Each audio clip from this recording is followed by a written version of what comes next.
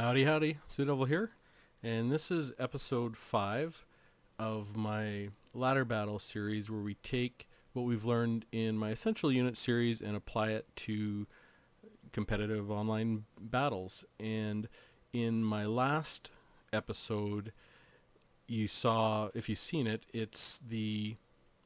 I fight Empire, and I'm fighting Empire again, and I took my setup where I had gyrocopters and came up against, I would say, the hard counter.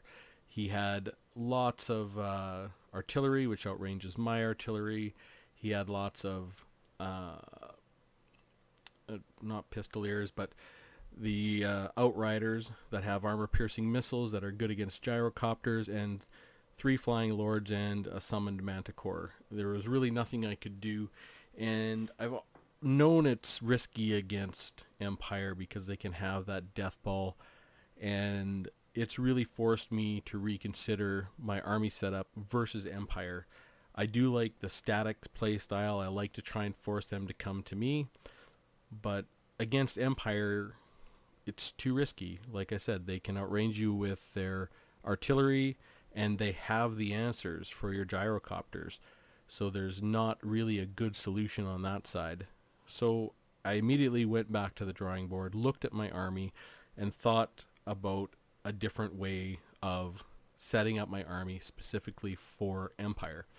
And this is what I came up with. Now, there's 2 YouTubers that I really like to watch. Well, there's lots of YouTubers that I like to watch. I love all the online battle series, and Turin and PrinceofMacedon are some of my favorites. I like how they set up their armies. This is not exactly like Turin or Prince, but it's inspired by them at the very least. So what I've done here is, up front, I've got 2 units of Longbeards, which will be my front line, spread out wide in case he has artillery. At this point, I don't know what he has. I know they're shown on the mini-map, but they're on the other side of a hill, and I can't see them. I know they're going to have some sort of cavalry. I assume they're going to have flying units and some sort of artillery. So I've set my army up wide. I basically put a Thane in the middle with these 2 Longbeards and made that my front line group. Then my second line, I've made my missile units. Outside for my Quarrelers to get the long range in case we have flanking cavalry. And inside for my Thunders, who are going to be on anti-lord duty. The third line I've got is another Thane. I've got my Runesmith in the middle here. I've got Thorgrim again with the buffs, and the one buff I tried on him, because Thorgrim is vulnerable to the Empire Flying Death Ball, is one of the abilities I definitely advised against. I was frustrated from the last battle, so I got it, and I think that is the High King ability, which only activates if you're very low or you die. I think I'm going to take it off. You know, you do things after in frustration, and I put it on there for this battle, but it's really not a good ability. But anyways, in this middle line, I've got a Thane, another Thane who's going to be Thorgrim's personal protector should the need come, and these 2 units of Longbeards with great weapons who are going to collapse in if I get that flying death ball. In my final line, I basically got my 2 more units of Longbeards and another Thane, and these guys are going to protect my flanks from cavalry should they come. And now we'll go take a look at his army, and again, at this point, I couldn't see him, he couldn't see me.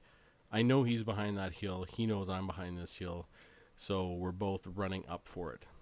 He's brought spearmen with shields, I guess, to, again, in case I got Quarrelers.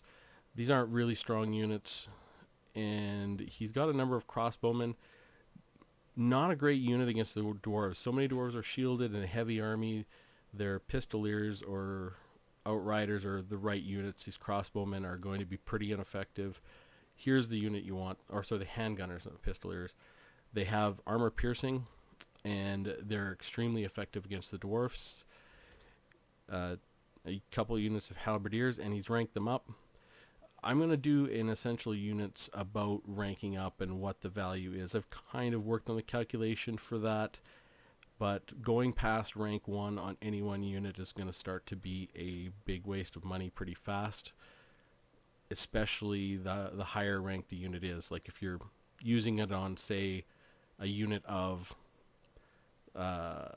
hammers, that would be a very poor choice. Using it on miners will be a better use because you get the same amount of stats for a lot less money.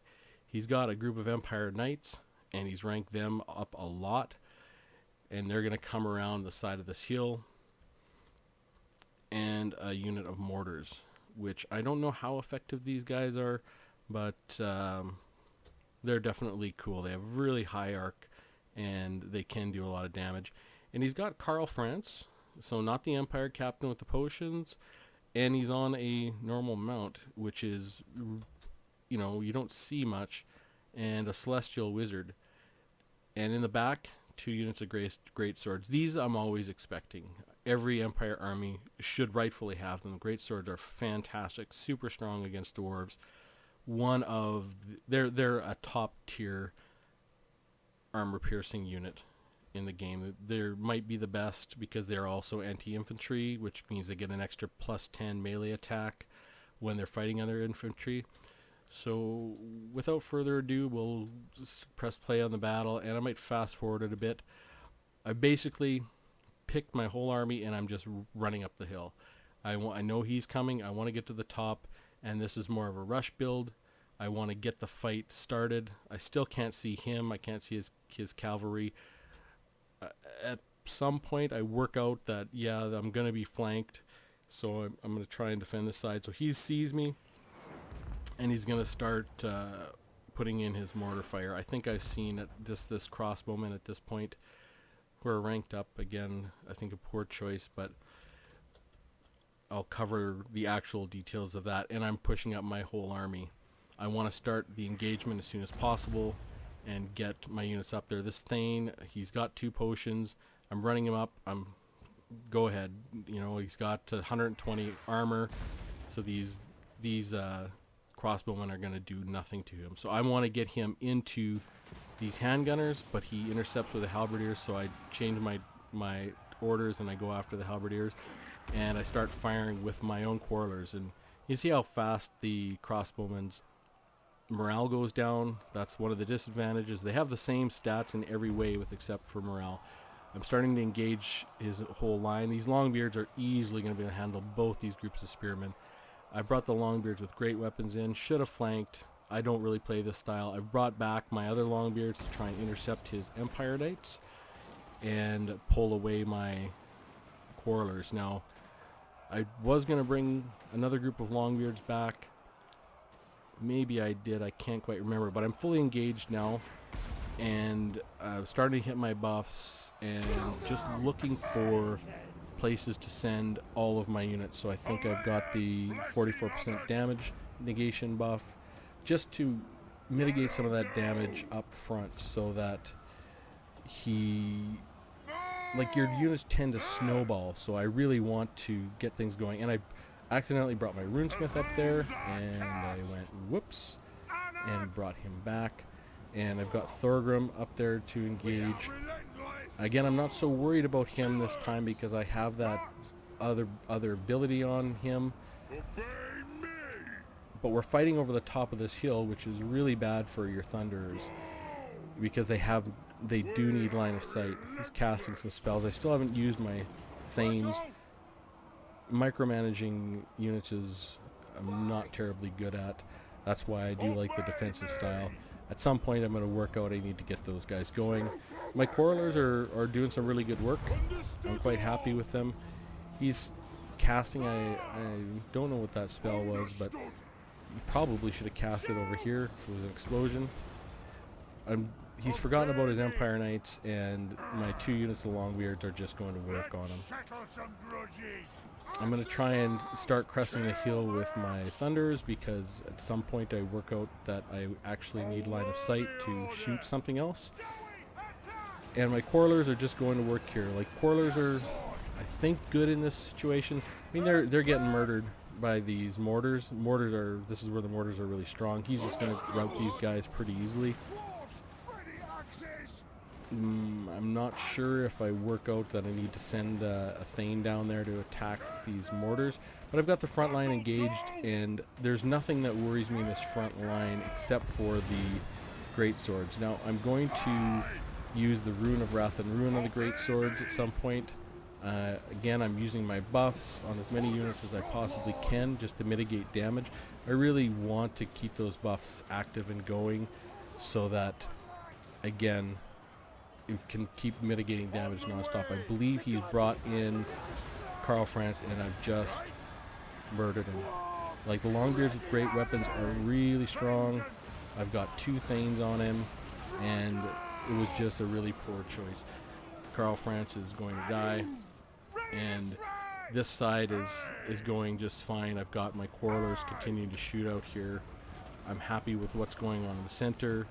I've routed his Empire Knights and these routing Quarrelers. I'm going to work out that they can actually do something, and I'm going to shoot him in the back. I think I forgot about my Longbeards, but I'm slowly starting to move everything up. Right now I'm feeling good. Battle's in hand. There's nothing left to do but clean up. All my units are in good health, and I still have reserves. I have lots of health on my Thunders, still popping some buffs. I believe, I don't know what I've got going right here. Well, maybe I don't. And it's over. All his units have routed, and it's that fast. And this shows, I think, the power of the Dwarf army and some of the flexibility. It doesn't have the flexibility that, say, the Greenskins have or the Empire, but you can really think about the Dwarf army and coming in 2 flavors. Something that's more along the lines of a rush, you know, your 3 Thanes with potions, Runesmith and Thorgrim, or Ungrim. They're both going to be effective. I think this is a setup. Then nothing but Longbeards with great weapons, and then you're ranged. Against the Empire, absolutely need Thunder. As you saw in that last battle, the Thunders were incredible. They absolutely murder enemy lords. The Quarrelers are going to be okay. Sometimes they're going to be fantastic. Sometimes they're not going to be so great. But they have range, and they can do some work. But these Longbeards are always going to be the heroes. They're the anchor of any army, no matter what flavor you're going to have. His army, I think he really wasted a lot of money on ranking things up. And I do want to get actually a firm number. I have a pretty good spreadsheet built with comparing the values of units with respect to each other.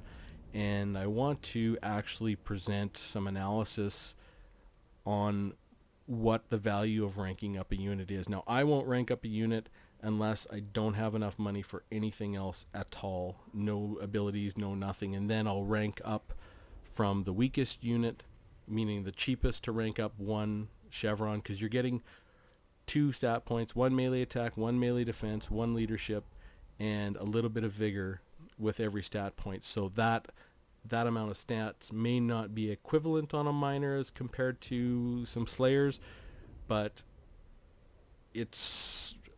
I have to do the analysis, and I will do that as part of my Essential Units series, or maybe just my combat analysis series, because I think it's valuable information, and I would like to know myself the exact value, or where that break point is. Is it worth 25 gold for 1 chevron, or 30 gold, or whatever, just so that it can make sense in context. Now, this is the first time I've gone with the 3 Thane build.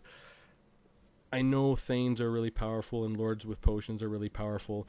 I've never used them to date because I prefer to box up my army and do something else and have 1 Thane, but I figured if I'm going to do a rush army, we'll bring these Thanes and use the power that they have in the army. And I feel like this army was a reasonable setup. Lots of morale, lots of armor piercing in these guys, tons of ability to get in. And I didn't use these things very good again, and my micromanagement is awful. But I will get better over time having to use this army against the Empire. But this army would have done significantly better in that last battle. I don't think I would have had any real problems. I know the Grenadiers still would have been a pain, but these Quarrelers not grenadiers, the outriders. These quarrelers would have been able to hold them off very easily. They're very low armor, and getting across the battlefield with these thanes, I would have been able to dig into their cannons or their halberdiers or anybody else without any problems, and I would have started a lot closer. So I think this is, I don't know if this is the answer to the Empire or a really good setup, but based on these two battles, it feels like it's better than my other setup, which is very static and vulnerable to the Empire, who can field a lot of flying lords, that flying death ball, and do have longer range artillery that makes out sieging them basically not impossible, but really, really difficult. Anyways, it was a fast battle. I don't think there was anything major to be learned in that battle, aside from looking at the two flavors of Dwarf army and comparing the two in terms of the learning process that we all go through in taking knowledge that we gain through analysis and research, applying it to the battlefield, and then iterating by going back, rebuilding your setup, changing your army, and testing it again. I know all the units that I have in here are very solid. It's just the flavor it's just the makeup that's going to be better or worse against the Empire specifically. This is an army that I wouldn't take against, I guess it wouldn't be too bad against some other, but it's not my play style. And if I'm going to face the Empire, I would like to play in my play style, but it's just not possible or feasible. Anyways, hope you found that interesting, and I'll see you next time.